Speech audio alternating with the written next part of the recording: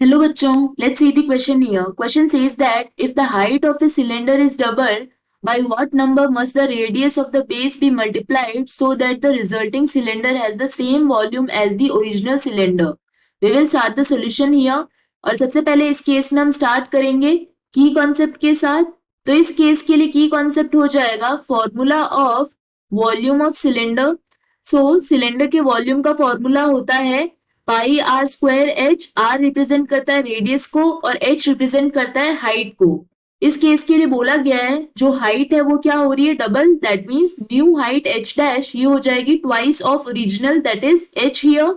इस केस में हमसे पूछा गया है that what must be the radius so that resulting volume is same as the original, which means V dash new volume जो होगी वो इक्वल होनी चाहिए पाई आर स्क्वायर एच के.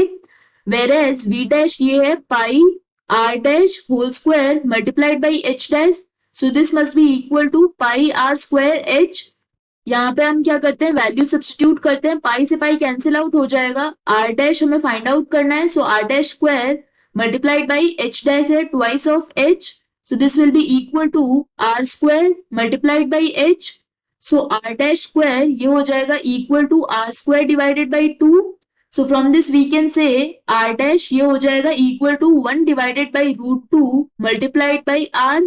यही हमसे इस क्वेश्चन में पूछा गया था that by what number must be the radius of base be multiplied so that the resulting cylinder has the same volume as the original cylinder. So r dash this is 1 by root 2 times of r.